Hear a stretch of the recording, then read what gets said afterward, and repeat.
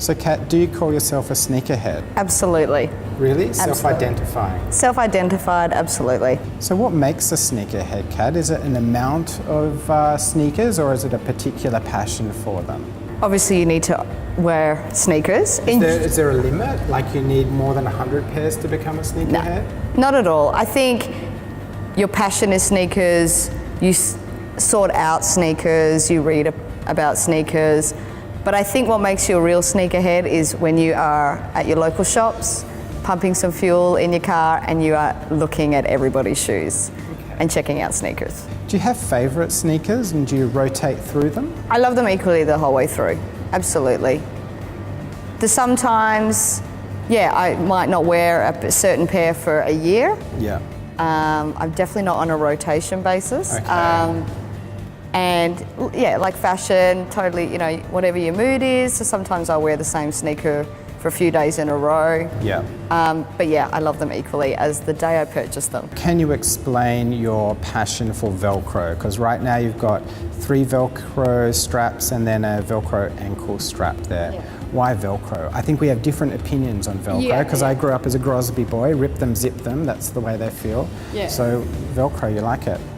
I love the look of it. I don't know what word to use to describe the look of the Velcro. Like I love the Stan Smith Velcros. Yeah. There's just something really cute and dainty about them, especially on a woman, with a nice outfit.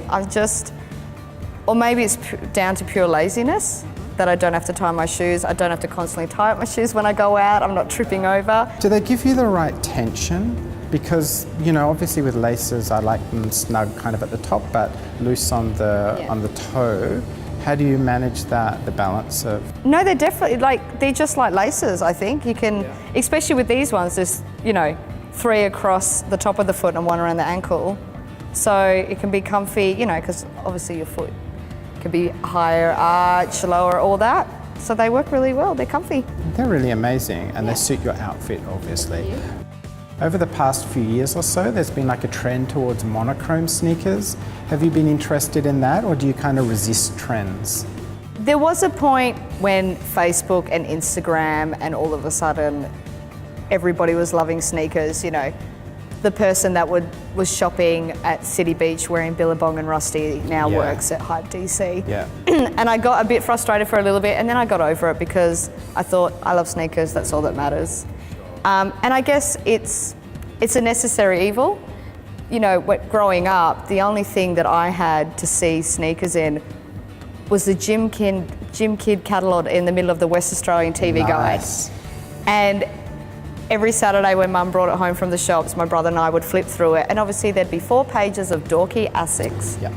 But then on the last page, usually in the top right-hand corner, there'd be some, lifestyle sneakers. Yeah. And that was our only connection. Yeah.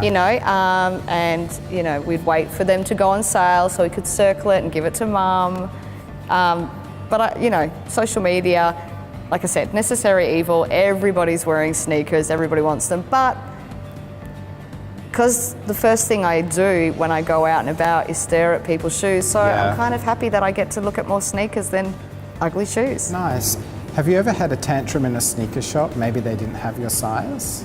Definitely an internal tantrum, for sure. I've got tiny feet. I go between like a 4 or 5 women's, which is really great on the other hand because I can buy boy Jordans.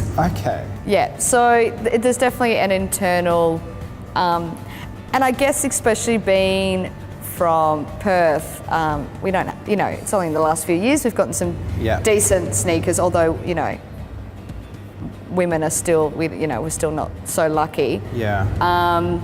So probably more in Perth, but luckily over east, so when I've gone to New York or Japan last year, Japan obviously had all my sizes. Yeah, absolutely. So that was great, but definitely had an internal tantrum when they haven't had what I wanted, especially when I've beelined it. Yeah. And I get so excited that they could, and I sit there waiting for them to return from the stock and knowing when they come back empty-handed, it's the worst feeling. Have you ever sold a pair of sneakers before, or are you kind of personally attached to each and every pair? I've never resold my sneakers. Okay. You wouldn't sell your child, I won't sell my sneakers. Really?